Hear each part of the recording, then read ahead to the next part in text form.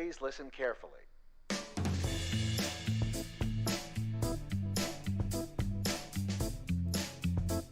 Welcome back to the Focus Target Podcast. This is your host, Smiley. With me, as always, Van and Chai. Good afternoon, gentlemen. Hello. What'd it do? It do Season 3, Episode 93.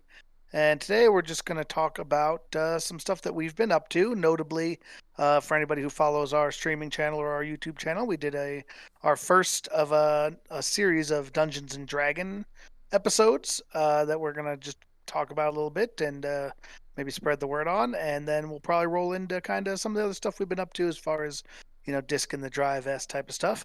But before we get to all that, as always, we have a question of the day that we like to do here on the Focus Target Podcast. And today's question of the day, last week we talked about E3, and there's a lot of, follow-up games, and we talked about sequels and stuff a little bit. So the question of the day today is, what game would you most like to see a sequel made for? I think we've actually done this question before, but we're gonna do it again, see if it's changed, see if there's anything new that's come to light since a lot of time has passed, maybe since the last one when Van said Half-Life 3. I think that's what started the whole Half-Life 3 meme on this pod. Guess what my many answer moons ago. is. So hopefully Van can come up with something a little bit different today. But we'll start today with Shy. Shy, what game would you most like to see a sequel to?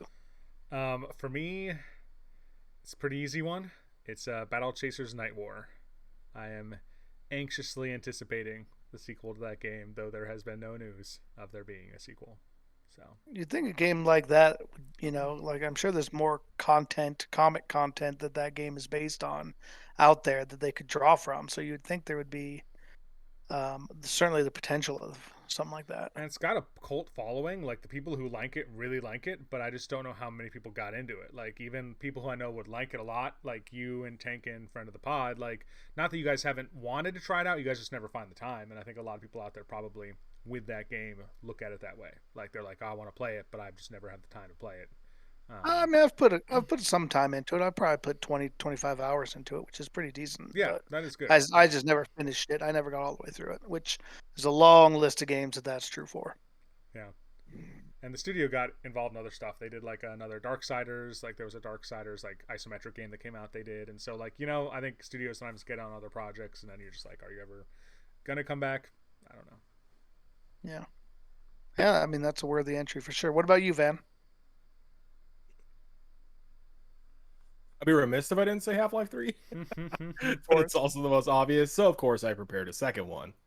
Which, well, actually, I don't know. There's like a bunch that are my second choice. That's possible. And a lot of them are sequels on sequels. So, like, the first ones that come to mind are Grand Theft Auto 6. Like, when is that coming out? We've transcended 3 generations of consoles now with Grand Theft Auto 5. Right? Came out on the PS3 or PS3. Then it was re-released on the 4, and now it's being re-released again on the 5. So they're adapting it to the 5, which means the 6 is probably a long way out.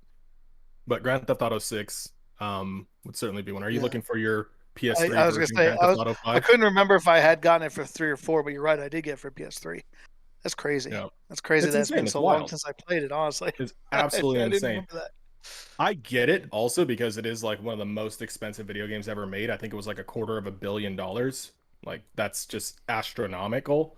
But their investment is certainly paying off. Their online is still running really hot. It's getting a lot of traction. It's one of the most popular streamed video games is Grand Theft Auto Online and whatnot. So they're still making buku bucks on that bad boy.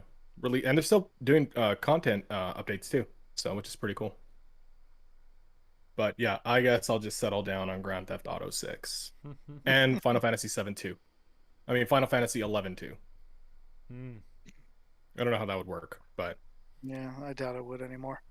Probably wouldn't be anything like what we wanted, which is the shame. Yeah. Or anything that we could even do if we wanted to. Well, to answer the question myself, I would say the game I would most likely see a sequel to, and I honestly don't remember what I said last time, so call me out if this is what I said last time. But I would like to see a sequel to Faster Than Light, which was kind of an indie PC game that I thought was just so cool. It was really, really great. It was a lot of fun to play, and I just felt like it didn't live up to its potential in like I just wanted more of it. Like it had a cool kind of rogue-like storyline where you kind of go from, you're trying to kind of stay ahead of the people chasing you. But like the game always just feels like it ends a little bit too soon.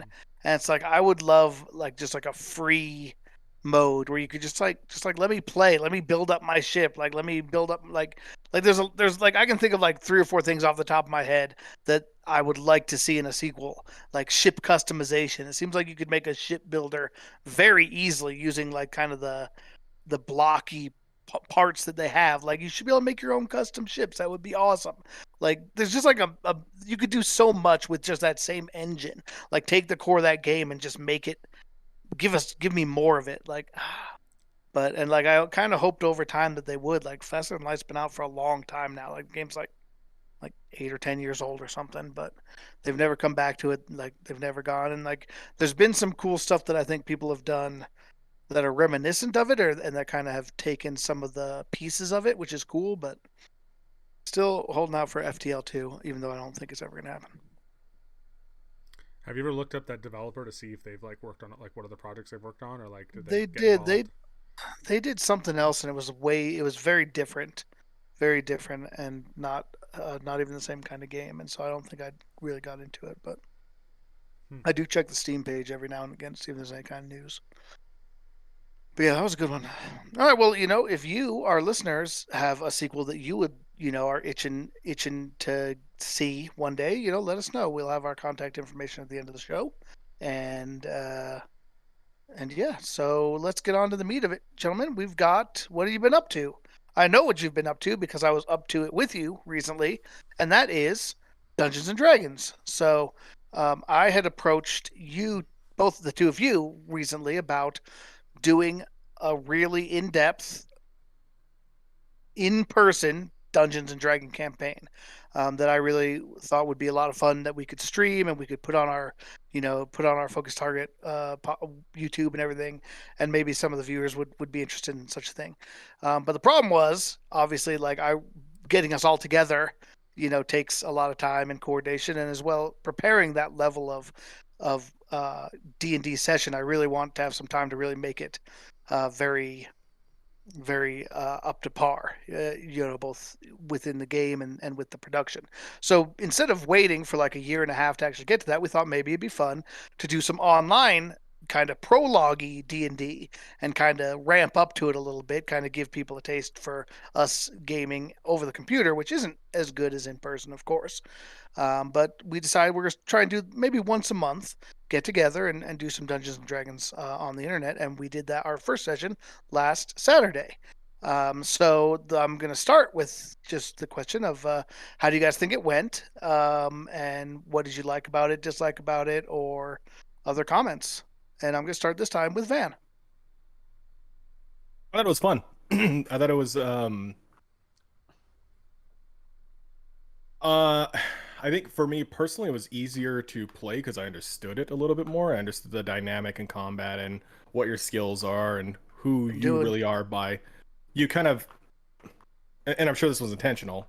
You were there as a support person during character development, but you weren't actively assisting us. And that made me have to do a lot of my own research into the book and how do I, just fill out a character sheet, what are my ability scores versus modifiers and all that stuff, and had to learn everything. But in doing so, I learned a lot about the game, shockingly. And thus when I went into the actual session, felt much more prepared with what my skills could do, what my weapons could do, because I chose a specific weapon out of a series of weapons for a specific reason. So then when you're in combat, you know exactly why you choose that weapon and whatnot. So overall it was good. I don't mind playing online. I think it's fun. I think probably one thing that normalized it was watching a lot of online D&D lately. So like with Critical Role and a couple other series doing online D&D, I've been watching those a lot lately. So it just felt like we were just another, not a demeaning like just another campaign, but it felt like this was the norm. another This is bunch of how it nerds. goes. Yeah, exactly. Just another group of nerds, just another group of people in their new age midlife crisis. So, because I didn't have all that growing up, like the in-person D&D, so I don't really have much of a compare and contrast. You and Mm. we've done D&D in person, and absolutely, I would agree 100%. It's a lot more fun for us in person, but I think that's just because of the company that we're in at that time and how like the atmosphere is special because we only get together what was once a year, and because of COVID, it's now been going on almost 2 years since we've seen each other and whatnot. So, but enough rambling. Overall, it was a lot of fun. I liked it. I was able to follow the campaign a lot more, and I felt a little more in control, ironically. What about you, Shy? Yeah, it was a ton of fun. I think I mentioned you guys in chat. Now I want to play D&D every weekend now. Yeah. I think there were two things that leading up to it. I was really, I mean, first of all, it was a genius idea, Smiley, to do this and do these mini campaigns because I think, and I'm sure this is why you're doing it. You just stated that, but the fact that like us being rusty, potentially going into a really in-depth campaign would have shown, and I think this is giving us a chance to get back into that kind of mindset and you know warm up Look, those brain muscles again.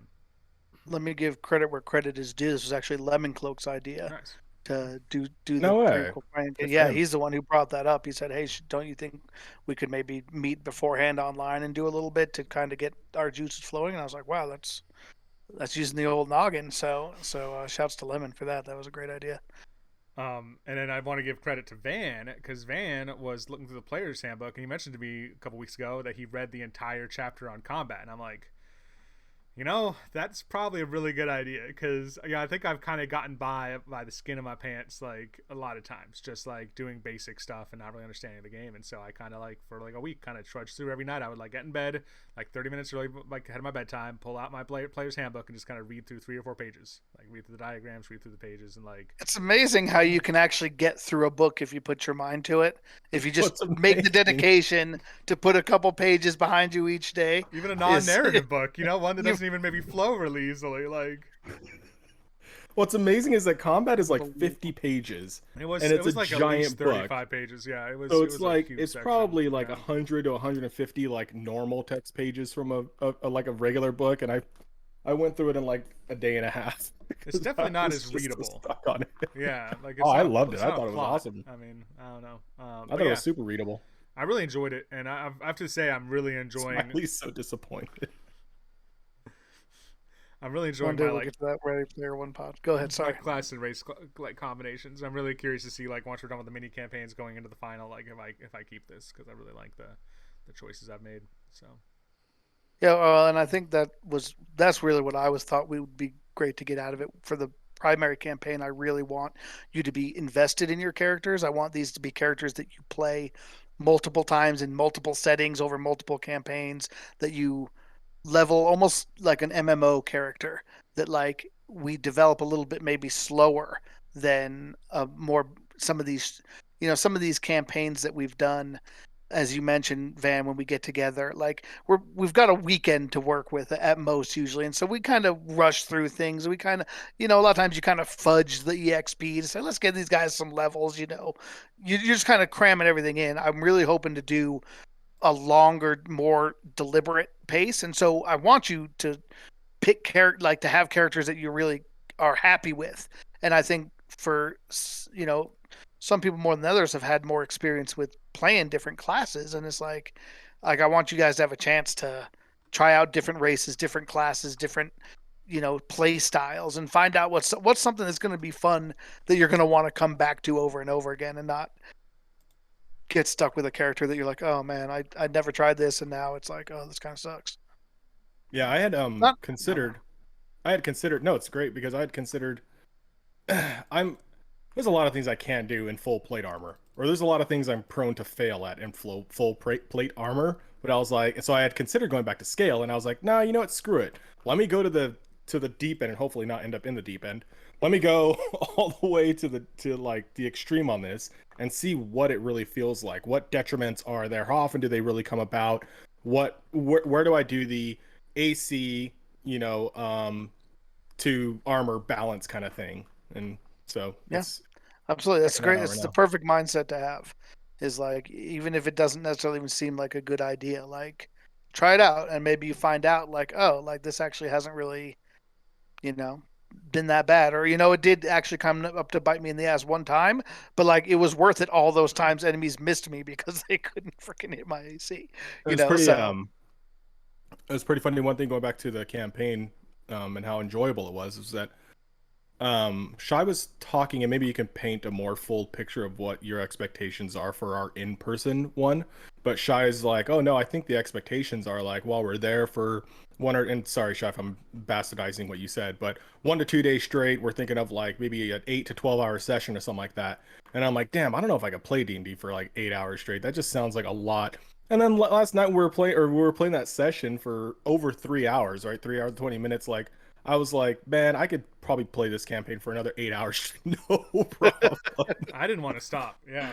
Yeah, exactly. And I was going through, and I'm like, damn, we're already 2 hours through. Like, oh my gosh, I want to keep going and see what's happening. And like, we're just getting to the meat of it. Let's keep going. And and because we only had those, the pace was good because we only had 3 hours, and all of us were aware we only have 3 hours. Like, we tried to be speedy on things. But if I know that I'm going to be in a campaign, like it would be nice to be able to kind of take it a little slower and absorb the universe that you're in and really speak with characters and explore the city a little more and just do things that you would in like a generalized MMO, you know? Definitely. Well, that will be the great thing about it is we won't be on such like we'll be on a overall time frame. Like it's like okay, we really want to get through something while we're together, but that's why it would be a range. It's something where like we can play for a number of hours, and when we need a break, we'll go get some lunch or go get some dinner, Yeah. or just step away and do something else for a while and then come back. But like the idea will be that we'll be kind of somewhere a little bit more isolated without some of the other distractions, where we can kind of focus on it and get through what we want to um and I agree with that. Like taking your time and really fleshing it out will help. And I think too, for a longer setting, it's easier when you're there in person. Like you don't have to. You're just not tied to your computer. You're at hopefully in more of a comfortable chair. You're at a table. You got snacks. You got drinks. You got Yeah. stuff with you. Like You go walk over you to the know, kitchen and still hear what's going on real quick while you right? get a water or Yes. a soda or something like that. And Yeah. It's a little bit more comfortable, I think. So. And that would be the goal, is to make it more comfortable. And I think too, to have a little bit less, like, I think we lost some time, and Shai was gracious enough to stay up a little bit later to kind of account for. But we had some technical issues. right. We had some technical issues throughout where people get kicked off or whatever, and or like when you're there's always going to be like rifling through books and stuff, but like trying to find things. Like I know it took me longer when it's like I had like 7 PDFs of character sheets open on my other screen, and I'm like, all right, where's that freaking which ranger did they take onto this stupid mission? Like, or get this one out of here. Like, like it's a little easier, I think, when you can set yourself up and have everything kind of around you. And I think there's a little less time lost to that sort of thing, So and can maybe you more time lost to shenanigans. But so paint a picture for us and our audience of what your yeah, expectations are for our main one in person. pretty much like I just said. I think one of the cool things is I've got a number of tabletop figurines on consignment. Oh yeah. I spent like $250 back in I a remember when you told me this. yeah, back in a Kickstarter, but it's like my it's going to be like 400 figures, and like they're all really cool looking, and like it's all kinds of like heroes and monsters and characters, and like there's big ones and there's small ones, and I think it's going to be really cool. And so my goal is to not only have a number of figures. We talked a little bit about doing custom figures for the characters for you guys, and painting them yourselves or together potentially, to like really, like I said, get invested. But I also plan to actually make a lot of the on like the table, like a lot of the try to bring the landscapes to Oh, that'd life be more. cool. Yeah. I'm gonna buy some of the generic like walls and fences and Oh, maybe cool. buildings. I'm gonna break out my Legos to try to have different like structures and like differences in height. And so that hopefully not only will make the battles a little bit more dynamic, but a lot more visual. And we'll bring the tape measures, like they have those little tape measure cords for tabletop gaming, where you can actually see, okay, well, how far is 60 feet? That's how far you can go. Stretch it out, see if you can get there.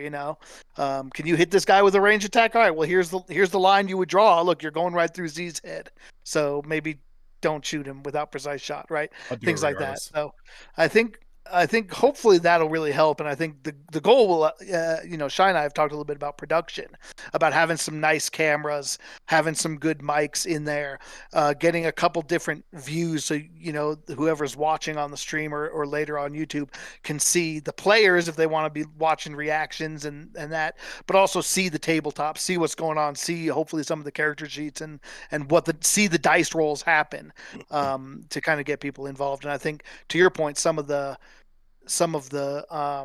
online D&D that you can watch when they do it in person, I think they try to do that, try to really let people focus on the part of the game that they want to see. So that's the hope for me. And like, oh, go ahead. No, yeah. It sounds like you're wrapping it up. Just the final thought is, we talked about trying to do it somewhere away a little bit, either at a hotel or we're thinking about a place up in Aspen, or not Aspen, Vale that Lemon Cloak maybe would be able to procure for us, but somewhere kind of away from the distractions of like having your families around that might kind of make it harder to really focus on it, like just like actually stepping away from work, away from family, and really focusing on the campaign just for a day or two, to really get a good experience with it. And that's why I probably would only be able to do it once a year. You'll never find those dice. I don't even have that car anymore. Yeah, you sold that car, right? The car's gone. Someone else is finding those die.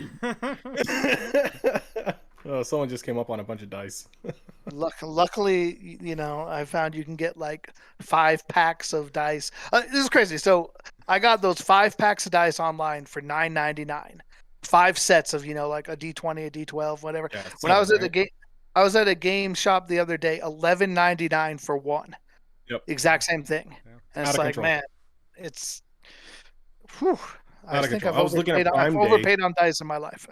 I was looking at Prime Day dice, and yeah, they have the same thing. They have like, what was I think it was 10 sets for $11, and I was like, that is outrageous. That's like little over $1 for a full set of 7. That's great. Dice. And that's great too. Might be worth it, especially if you only have a couple dice. Might be worth it because in the long run, because as you get to higher levels of D&D, especially if you play like a caster or something, if you're gonna play a wizard, like you're rolling like 10d6 and 10d8 and stuff when you're getting those spells up there. Like, yeah, that's why wizards and spellcasters are their spells. Like 2d8 right now, dice. I have to roll the d8 twice. But if I had literally 2d8, I could just roll 2 and yeah. I think it's deliberate. It's the way they make magic feel cool. Like you don't get that with physical combat, as you found out because you asked me about it. As you go up in levels, you get multiple swings. So you attack and like in that case, usually you roll the dice separately once for each swing because you have to add your strength to it each time. But with magic, as you level up your magic just adds dice to it. So it starts with you roll 2d6 damage and then you add another d6 every other level. And so then when you're level 20, it's like 10d6 and you're like, yeah.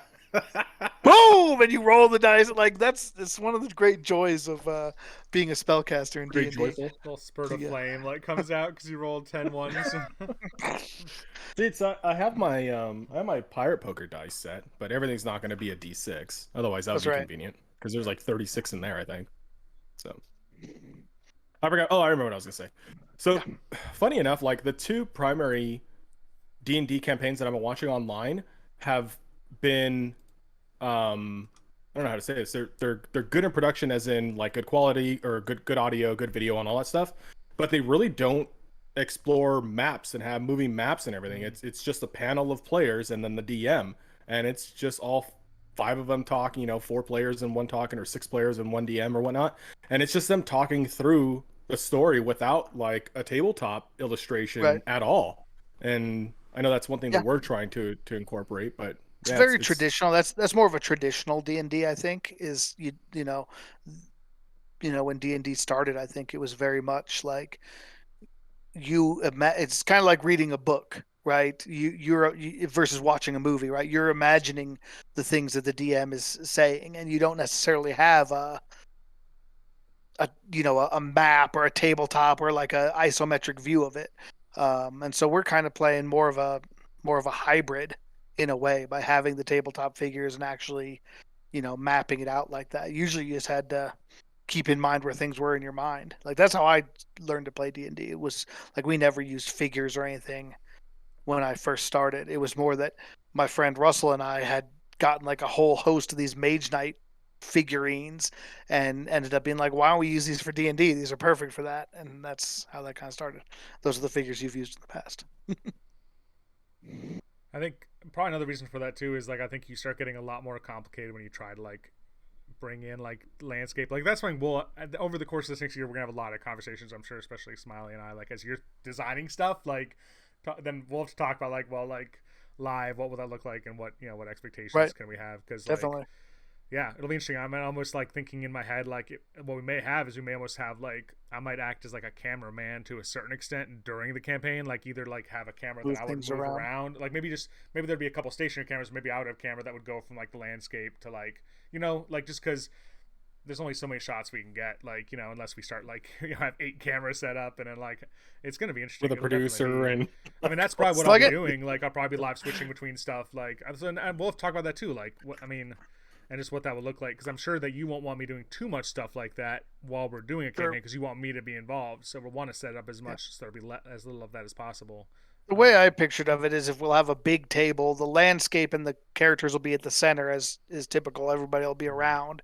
And then I thought maybe you kind of have 2 cameras kind of on opposing ends of the room. So you kind of get a half and half viewpoint, maybe kind of off center. So I like like it. you can see the same thing from either angle, but both should be kind of centered on the table itself is how I would picture it. So. And I just in my mind I think of like close-ups, how impactful like close-ups can be. Like it'd be cool to have maybe a Yeah. camera where you could get close-ups of like the action on the thing, or like you said, dice rolls. Like if like we all rolled our dice in the same spot, like in a bowl or something, and we had a camera on that, and like when people do like important dice rolls, you could cut to that camera and everybody could see that. I don't know, just like stuff that like that would That could be cool. The But- dice bowl where you throw your die in the bowl Yeah. whenever you roll. That'd be crazy.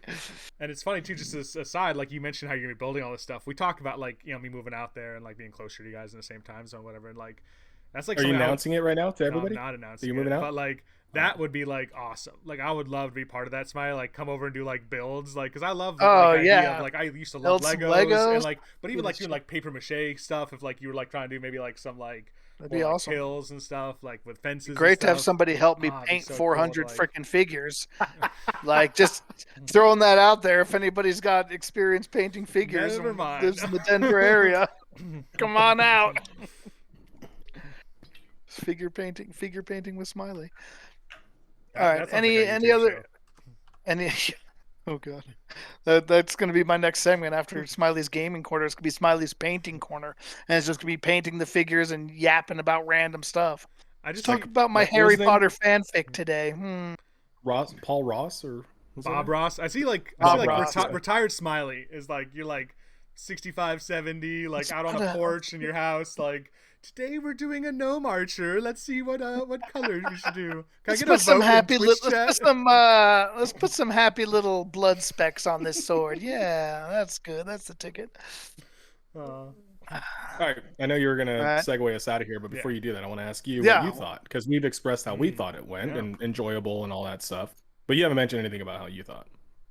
Well, the players were subpar. I mean, they didn't die once Did to they? any of my tricks or traps. You Yeah. know, I tried to lure them into a ambush situation. They didn't. They didn't trust my backstabbing thief.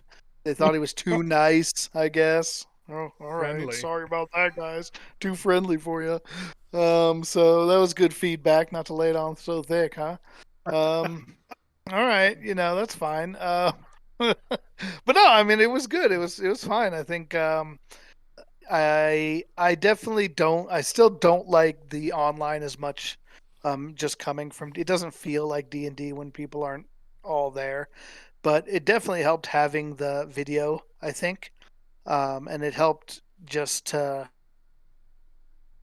like it kind of kept everybody a little bit more engaged. I feel like, whereas in the past sometimes we've had problems with people maybe multitasking or getting a little not really checking in. And if I would say there's one thing I would like to really do better is try to work out some of the kinks of combat and speed things up a little bit there. Like I felt like there was a little bit too much administration in combat and not enough actual battling. And so we did a lot of stuff to set up a combat, and then partially due to Van's ridiculous dice rolls where he just mutilated the enemies. I felt like we did a bunch of stuff and then some people didn't even get a turn, or like their turn was Yeah. like okay, I'm just gonna wait and see what happens, and then they never did anything. It's like that's not fun. That's how you get people to check out, is if they're not involved. And so it's also hard when you're lower level, and I didn't want to throw too much at you level wise for the first thing, especially because as you mentioned, I wanted to let you do your own thing and kind of learn. But it'll be better once we get a little bit higher, and we're gonna start delving into some higher level characters as these prologues go on, because I want you to experience what some of these a lot of these jobs are a lot different at level say 10, 12, 15 than they are at level 3 and 5. Like you just have so many more options. It's especially like spellcasters, like you just have a lot of different things you can do. So once we get into there, I think it'll be a little easier. When you're very low level, it's like if you make the monsters too hard, they just one shot your characters too easily, and that's not fun either. But if they're too weak, then they just get, they're at the mercy of a good die roll sometimes. So, um, but overall, I thought it was very good, and I'm excited to see how it goes. I think the cool thing was I wasn't sure what to expect. You never know what to expect from pace, especially with a group of four for the first time. It's the first time you four have played together. It was like, how much are you guys really going to get through? And you got to, like, literally, if I could have picked where we stopped, it was right where you guys were. It could not have like been more on pace. Like you spent about the amount of time I wanted in the city, about the amount of time I wanted in the forest, and it was like, wow, like that never happens as a DM. Like usually it's either like you blow through everything I have prepared super fast and I'm like, oh shit, like I don't even have anything, or you dawdle around in town and hang out at the bar for 75% of the time. And it's like, well, I had 3 dungeons prepared, but I guess we're not even going to get into the first one. So good job on that. That was unusual. That was very unusual. So when we do our in-person one, Yeah. like, how does a DM prepare for 16 to 24 hours worth of content? Man. Because the The key, story can go anywhere, right? Like, well, it's really up to us yes, with some it is. guidance. It is. The key I think is to prepare a lot more. Like you have to be ahead. Like even for this one, even for a 3 hour campaign, like I was ready. Like I'm pretty much almost already ready for next month's campaign. Like I've got almost everything prepared. I've got a couple things to tweak that I want to add because of how it went. Again, talking about how to make it better. And I need to probably prepare a little extra just in case you guys go faster than I expect here. I want to have, I was thinking like maybe I better have a little something extra on the end just in case we have 30 minutes, 45 minutes at the end. I want to have something to do and not just be like, well, you guys finished because we're done early. Like, that's not as much fun. But you just have to have stuff ready. And part of being a DM for me is always that, is it's an opportunity to be creative. And so, if something unusual happens, like you have to be ready on the fly. And so the way I handle that is like, as long as you have an outline of kind of what you want to accomplish, where you're going with things, you can you have to give yourself enough wiggle room. And I think that's true for any good D&D campaign. You can't ever be too rigid. Like, I tried to give you guys options in our campaign, but if you had wanted to do something different, that would have been okay. And especially in our IRL campaign, I'm going to want it to be less, well, here's where you guys need to go next, and more about what you guys want to do and where you want to take it. And so it's just like knowing that, you kind of can prepare for it in that way. It's like you prepare what you need to prepare and you find a way to work it to what the party wants to do. It definitely takes some practice, but I mean that is one thing I've had. Luckily for me, I guess I've had some very um, contrarian parties, I guess, in my time as a DM. I've had some players who like kind of can tell what I want them to do and are like, well, we're not going to do that because the DM wants us to. We don't trust the DM. So we're going to do something completely different. So it's given me some practice with that. Lemon Cloak, you'll see the longer you go with Lemon Cloak, you probably already can tell he's a little bit of a loose cannon. Um, I mean, when you say that, the poster child for me was every NPC we interacted with. I kept thinking of a campaign where you put an NPC on a ship with us, like purposely as like a medium to high level character that you meant to like help us.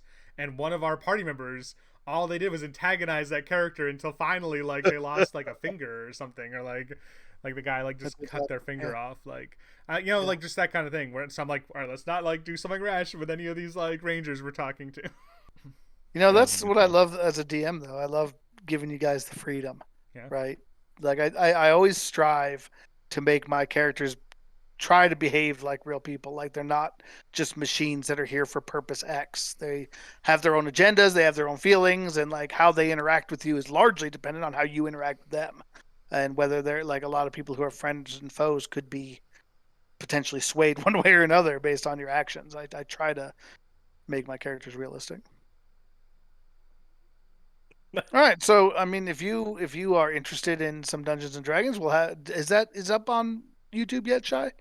The Oh yeah. I didn't. I mean, since I didn't do the stream, I didn't even think about pulling that Oh, file. I could So I upload it. guess. I made a oh mistake you during the stream. There's like 5 minutes where I put like our maybe in 10 minutes where I put our focus target logo. I hit the wrong key.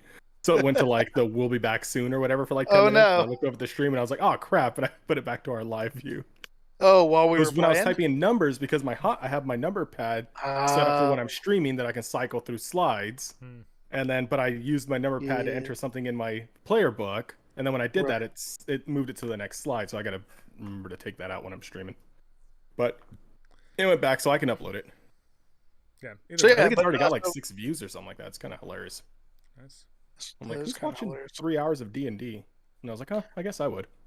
But yeah, if you want to watch 3 hours of pretty rough prologue, but hopefully we'll get better as we go. I mean, I think we had some kinks to work out, but we'll be doing that, and we'll be trying to do one of those probably once a month as we roll up to our live big show, and then yeah, um, all right. What else you guys up to besides D&D?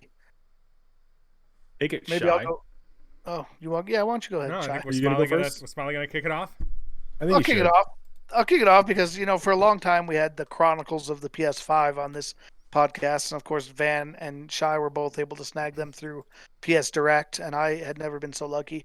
And I kind of stopped looking for a while because I just kind of got tired of it, and you know, it was easier when you guys were both trying to because we could all hop on and kind of stay in the loop together. But oh shit, did Van freeze again? Oh No. Nice. no, he's that was I just was that looking was at just a something freeze. very Oh intently. yeah, clearly you were because you didn't move Alright. anything at all. Um, but so finally, I've been looking again now that the Final Fantasy 7 Intragrade or whatever has come out. I'm interested in that, and I feel like I might as well just get it. Especially when I read the news that the CEO of Sony said that PS5 shortages were likely to extend into 2022, and so I was like, okay, well they're Damn. not going to be back on shelves That's out of anytime control, soon, dude. so Man. it's so sucky. But I was finally able to get one. I got one from GameStop. I had to spring for a bundle, which kind of sucked. So it ended up being a little bit more expensive than I liked. But I got the new Ratchet and Clank game, which I heard is pretty good and takes has some pretty cool areas that are really show up the PS5 technology. I got the new Spider-Man Miles Morales version, which I thought I don't know I like the movie and I've heard that the Spider-Man games are kind of fun. Imagine that's another one that kind of shows off the technology swinging through the city and stuff. So I'm hopeful about those. I also got a game called Total Destruction, which I guess is like a Car Wars type of thing. All I stars. don't know. I don't Is know it much, Destruction All Stars? or maybe it's Destruction All Star or something like Yeah, that. it's like an Um, arena, like car player, like Oh mayhem. yeah. Twisted Metal or something. Yeah, it didn't really. I wasn't that interested in that, but you never know. Sometimes you find a diamond in the rough. Maybe I'll play it and it'll end up being cool. Um, but that is actually supposed to come tomorrow, so I'm very excited for Man. that. Hopefully it'll What? show up. Yeah, it said originally it was Friday, and then they kept being like, okay, now it's going to be Thursday, and then it's like, oh, now it's on track for Wednesday. So So hoping that'll show up. Yeah, since we all have PS5s, are we gonna yeah, start playing Destiny together again? mm. it's 5 does now. I Shy was stays up till midnight to play Destiny with you guys. I don't want to play what Destiny. what made something was making me think of Destiny the other day, and I don't know They what. I just was like, released the Vault of Glass on the Destiny Vault 2. of Like a Glass. redone Vault of Yeah, Glass. That was a good. That was a good raid. That's I feel Something like I it's don't. a good game. yeah. Like I was thinking of a part of that game the other day. Like I was thinking of a scene from it. And I was like, "What game was that?" And I was like, "Oh, that was Destiny 2, wasn't it?" I don't know what made me think of that, but so funny you should mention it. But yeah, so I've got PS5 coming, and then of course this week is Legend of Mana remake, which I've been excited for about 3 or 4 months since they announced it. That is already pre-purchased on my Switch on the 24th, which is Thursday, and then that new Mario Golf game comes out that I'm actually kind of interested in on the 25th. But probably I'm going to wait on that one because I'm going to have plenty to play, and not nearly enough time to play it in the coming weeks. So that'll be on the back burner, and maybe I'll see if it ever goes on sale because it's like $60. Like, seems like there's a lot Nintendo of content. games. Yeah, that's right. So that's the big news out of Smileyville. Let's now we can go to Shy. What's up, Shy? Yeah, I've been doing a number of things that are. I've been doing a lot of non-gaming things. One thing I think I mentioned this. I forget if it was on the podcast, but I took up the cello. Started learning cello. Yes. So this Are you gonna play something for us? No, my cello is actually not here. I keep it at work. Okay, it's sad. I've been sorry. So this weekend will make a month since I picked it up. It'll be the 4 weeks this Friday since I first picked up the rental. I've been pretty actively practicing every week. I had these like I've never really tried learning an instrument. So I had these really high hopes that I was going to practice like 10 hours a week or something. And I find that like 30 to 45 minutes a session is actually pretty good for me. Like by 45 minutes, and I'm like, man, my brain's kind of tired. Like I've been like trying to think of like positions and different things and like reading sheet music, and it's like, man, like that's it. So I've been practicing probably 4 to 5 hours a week. I've been recording myself every week at the end of the week so that like eventually I can like look back and like see progression. A lot of people do this online. They have like my first year playing cello, and it's like, you know, like a minute of each like week or what, that's 52-minute video, right. Maybe like 30 seconds or 10 seconds of like, you know, every month maybe, I don't know, but so maybe I'll share a video with you guys from this coming weekend, because I learned how to play Ba Ba Black Sheep the other day on cello. Nice. Nice. I'll be put my kids to sleep. There you go. So it's been cool. I've been enjoying the cello. One of the cool things for me is I feel like it's a lot like playing Final Fantasy 14. I was thinking about this the other day, and I feel like, and I know like this is gonna be very controversial because it's very much like something I think Smiley hated about Final Fantasy 14, but I feel like it's like learning a boss fight. So like you have, especially with the cello, and I think any instrument, you're reading your sheet music, and you've got the positions that you have to have your hands in to play whatever instrument, whether it's a guitar, cello, you know, a flute. And so I feel like reading the sheet music is like learning the boss pattern, and you're memorizing it. Like, you know, like you're memorizing what you do for the song, the notes and whatever. And so it's like learning this rotation of a boss. And then your positions is like your DPS rotation. So you're like learning where to put your fingers or your hands or strumming or whatever. And so like, I was like, I feel like, is everything that we as humanity do, is it just like, it's like learning new systems. We just want to learn new systems, and it's a lot of it's like making things mindless to a certain extent. Like it's practicing something till you don't have to actively think about it, and you can see something and react. And so I don't know, it's been cool. Couple of things. Interesting comparison, but I do think it's apt. Yeah, it's a cool way. It's a very gamer way to think about it, but I think it's true. And so I was like, I wonder if like a lot of MMO people who love MMOs, especially very like rote MMOs or rotational MMOs, like games with DPS rotations and boss rotations, if have never tried learning an instrument, if that would appeal to them, because it actually is like kind of like tickling that same kind of concept. And just a couple of the non-gaming things specifically I've been doing. There was one. What was one I wanted to talk about? I forget what it was. Well, one thing I definitely wanted to do was I wanted to call out the last Disc in the Drive episode we did, 89, where the question of the day that time was recommend a Netflix series. And a Netflix series that Smiley recommended in that one was the Castlevania animated series, which then over the next 2 weeks I watched all 4 seasons of it. And man, that was really enjoyable. I really enjoyed that series. Definitely pretty mature. Definitely not a kids cartoon by any means. Very violent, along with other content in it. But I thought it was very well done. The voice acting was great. The animation was good. And I thought the story wrapped up really well. So I'm about halfway through season 4, and I'm definitely interested in the different storylines. So interested to see where it goes. All right, Van, what about you? What have you been up to? What? I have a question for Shy. Are you getting lessons, or how are you learning? Are you self-teaching, online, so books? When I picked up the cello, I got a beginner book with it. And I've been doing watching a bunch of YouTube videos as far as like how to hold your hand, how to hold the bow, like different methods of like bowing. There's a guy at the grad school that I work at who plays cello, and I'd contacted him about giving me lessons. And he didn't respond to me for like 2 weeks. So eventually I just emailed him again, and I was like, hey, I'm sure you're busy. I feel like I'm actually doing all right now. Let's just call it off. And then he responded. He's like, oh, I thought we were just going to see each other like at church or something. And I was like, okay. So I might do lessons with him. Part of me's like, I'm already paying a rental for the cello, so you add lessons onto that, and all of a sudden, Yeah, like it's getting quite lessons aren't expensive. cheap, man. Yeah, And so like I might just like see like just kind of roll by myself for now with YouTube and like going through books, and then just if I feel like I hit a wall, maybe like try to do some lessons with him. But that's pretty fascinating because like just conceptually 15 years ago you couldn't learn to play an instrument on your own, right? I mean, I guess you could buy a book and you're only going to get so much out of how you interpret what the illustrations are saying. But now with like the advent of YouTube, like if you want to dive into a theory or something specific, like you can. It's pretty amazing, pretty fascinating. yeah. I feel that way about home ownership. Like I don't know how people knew how to like fix anything in their own home. I guess they didn't. Like unless maybe their dad taught them or they knew somebody.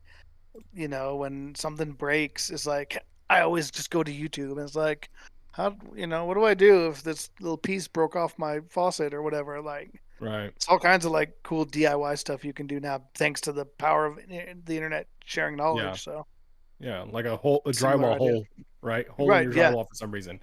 Like before that, it was like, oh crap, let me hire somebody for $300. And now Right. it's like, oh, let me go online and see what four materials I need and what Right. 30 minutes I need to spend to fix this thing. It's like Exactly. so much Yeah. better. Cool. All right, Van, your Um, turn. What do you got? What have you been up to? Not much. Most of my time for the past 2 weeks or so have been preparing for this DND experience that we've been having. Dungeons So I've and been, Dragons. nose down and or the DMV, Department of Motor Vehicles, DMV campaign. So mostly been head down in that and just character creating and watching videos and all that fun stuff. So that's been taking up a majority of my time. Outside of that, though, I did start up another game, or a yes, I started up another Horizon Zero Dawn. So From I'm the starting beginning. another playthrough from the beginning because I tried to take off from where I was, and I was like, I don't know why I'm here in the first place. I don't know what the purpose is of this next mission. Like, I don't know how to use half of my stuff I have. So I was Open world like, games are hard too because it's hard to yeah. remember sometimes where you've been and where you haven't because you can do things in any And then order. why things mattered, right? Right. Like so, but so I restarted it, and I was gonna restart it to learn the mechanics, but then like I just kept going with it. I was like, this is much more fun than I remember, or not much more fun, but just as fun as I remember and all that It's a stuff. good And I game. just kept going with it, and I'm almost exactly back to where I was. So that was pretty cool. I think I was only like 20 hours in or something like that, and I'm almost caught up to where I was. I think I'm probably 2 hours away from where I was before. So I'm glad I restarted it, and yeah, and my daughter's like watching me play. My eldest, she likes watching me play, but she calls it Hawaiian. She's like, let's play Hawaiian again. I'm like, it's called Horizon, right? It's not like you can't talk, but I think she's just thinking of the state Hawaii, and we always talk about Hawaiian stuff, Hawaiian barbecue and whatnot.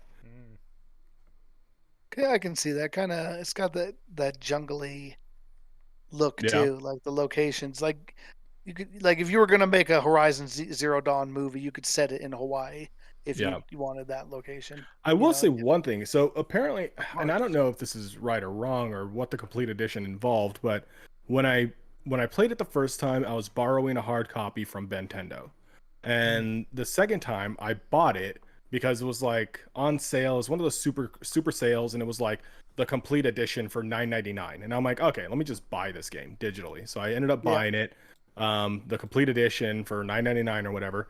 And I feel like there were quests that either I missed in the first one or that are now included in a quote unquote complete edition or not. But I would imagine that a complete edition probably doesn't add quests in the beginning. It probably adds like later on quest or something like that. I don't know.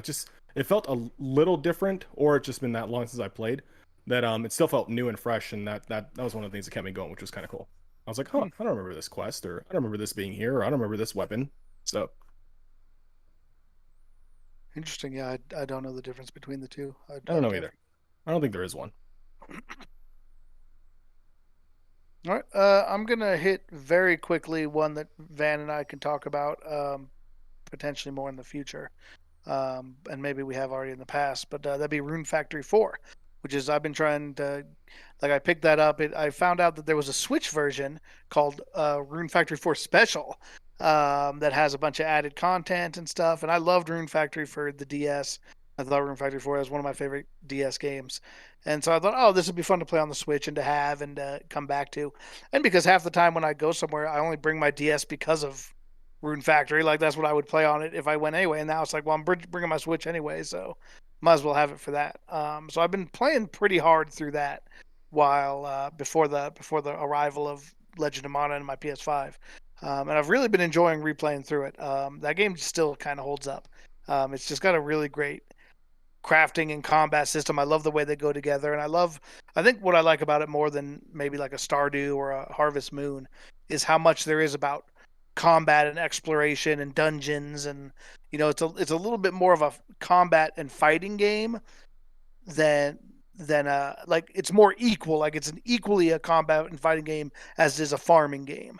Whereas a lot of those other games are heavier on the farming and life simulator and kind of have combat thrown in to an extent. And so I was wondering, Van, if you were thinking about still picking that up at some point. I know you're a fan of the original, Yeah, I but I would know certainly you've got want a to play lot it going again. on. Right, Hmm. but I got a lot going on. And like so there's all these other games I want to start too, but I'm like, let me finish Horizon. I'm not gonna not finish this one again. Yeah, So and I'm not going back to it because I don't want to play it. Like I'm still enjoying it. So I'm like, let me just not dangle another carrot in front of my face because, Warzone for example, or even Cyberpunk, they've released enough patches now where I'm like, okay, let me give it a shot, see if it's not as erroneous as it was before. I bought a computer to play the game and I haven't even played the game. So I Battlefield get that. 2042. yeah, but we got like months for that, so we're okay. When that comes though, everything else is stopping. I don't care where I'm at in Horizon. If it's not beat by then, too bad. Well, yeah, if it's not big by then, it probably won't be. But Yeah. I've been the same way with some games. When I'm trying to really like buckle down and get through a game, it's like I can't start one, and I actually use that as motivation. It's like, well, if I really want to play this other game, better knock this one out first. Like, let me get some work done and knock it out, and then I can move on to the game I'd rather play right now. So it's kind of a weird way to look at it. Shai, I want to hear about. I know we're getting lower on time. I want to hear about your Ninja Gaiden experience. I feel like you talked about it briefly Yeah, it was in chat. the It was other in chat day with you and Tankin. in chat. Actually, I was talking a little bit about Yeah, really quickly too. I just want to give a shout out to the thing I was trying to remember from the last like non-gaming stuff was watching hockey. I've been yeah. watching a ton of hockey and just like falling in love with the game. Like The other thing, realizing that how long I freaking watched hockey. football, like how much I didn't really care to like learn football or even watch games that didn't involve the Seahawks. And now I'm just like watching every hockey game I can and just like awesome game. Really That's enjoying it. that's because the NHL playoffs are so good, no matter who's playing. Well, it's all And right, as a yeah. as a fan of somebody whose team had, up until recently missed the playoffs for like 10 freaking years straight, through like the aughts and the early 2000 like tens. I don't know what you call the tens, whatever. Um, like that's all I had was other teams in the playoffs. But like the NHL playoffs is just it's so good. It's so good. It's so enjoyable to watch, and like the games are at such a high level. Like you just want to turn it on. That's why I think like my one of my favorite times of the year is that first weekend of hockey in the playoffs when there's like all the series are going. So there's literally like 3 or 4 games every night. And you can just watch hockey from like the time you get off work until like 10, 11 at night. And it's just straight across. And it's just like, hell yeah. It's a great time to be alive. Yeah, All right. no. Sorry. Go ahead. No, yeah. So so I just wanted to mention that. But yeah, Ninja Gaiden. It's kind of mixed feelings. It's been great playing it again. Like especially the first one. Like it just brings back a lot of good memories. It is.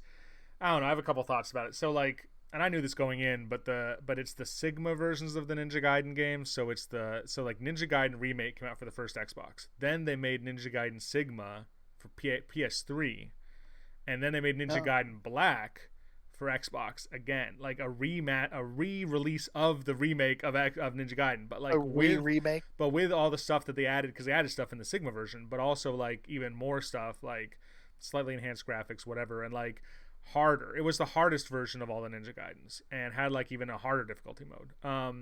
And I'd read that Ninja Gaiden Sigma was easier than the like both the original Ninja Gaiden as well as Black, and it definitely feels that way. And I started on normal. I figured I'd play through the first 3 games on normal and then maybe go back and play through them on hard. Because I remembered it being hard on normal, and it's not that it's like a walk in the park, but I think I just have a lot of playtime in the games, and like I'm on like. I think I'm like 2/3 the way through or 3/4 the way through now, and I think I've died once, and it was kind of on purpose because a lot of the game it involves like potion management and stuff, and like hard bosses coming up, so you don't use your potions in normal combat. Like you want to hold on to them, and like I gotten into some fights with normal mobs and taken some hits. I'm like, I'm just gonna die and like, you know, save point reset, you know, because I had to use some potions I don't want to burn, but because you could do it better. Yeah, but so just like it has been, the difficulty's been a little disappointing, and just like it's a really bare bones port with like not a lot of options in the menus, and just like I know there's been a lot of disappointment out there in regards to that. Like, and I don't know what people were expecting, but I think it's hard. I think the comparison I was going to draw, and just because I've been playing a little bit of Mass Effect, like legendary version, and just I think there's like Ninja Gaiden Master Collection was $40, Mass Effect was $60, and each one you're getting 3 games. And like it's just easy to tell with a Mass Effect Legendary Edition the amount of time they put into these games to remaster them, like change gameplay elements. Like they almost feel like remakes to an extent. Whereas like the Ninja Gaiden Master Collection, it's like take the code, put it on like a new system so you can play it again. And it's just like it is like for a $20 difference. I feel like if you had to ask me which one was better value, like the Mass Effect Legendary Edition was hands down better value for the cost. But that is disappointing. That's what I'm kind of on a wait and see about those Final Fantasy Pixel remasters. Yeah. Like I hope that they're more like the Mass Effects, where they're done intentionally and really done in a way that makes you feel like, oh, this is a remaster and not just, oh, they just shat out another version of this game to try to get a quick $20 out of people. It's graphic imagery right there from the video game production process. What it is. All right, final thoughts today, gentlemen, before we wrap this one up. Van, I feel like you're a little distracted. Color changing, man. He's changing colors, man. Yeah. Color correcting himself. I'm trying to fix my computer. It's not, or my camera. Man. It's not working. Instead, I'm just changing colors. So no, I'm good. Thank you. Trying to fix this. Good to go, man. Looking forward to more D&D. Yeah, buddy. Yeah, I'm looking forward to tweaking the challenge a little bit. I made it a little bit too easy for you guys. I'm gonna throw a little bit more at you. Van. I was afraid of that. When I die, that's why I wanted to make sure I put my you. I wanted to put the statistics out there. Like, hey, this was an anomaly. Shy or Smiley, I'm not really this strong. It's the nature of a D&D campaign to adjust things as things go along. Try to keep the balance right. All right. Well, if you've got stuff that you've been doing that you'd like to share with the Focus Target podcast, drop us a line. We've got a Twitter account at Focus Target. We've got a YouTube page, Focus Target Podcast, and our email, focustargetpodcast@gmail.com. We, of course, are also streaming live on twitch.tv/Focus Target Podcast. You can see all of our previous episodes. Our D&D stuff is on YouTube and on Twitch, so check us out there. And thanks for being with us today. It is Season 3, Episode 93 of the Focus Target Podcast. I am your host, Smiley. This is Shy. And I'm Van. As always, cover us, Porkins. We're out.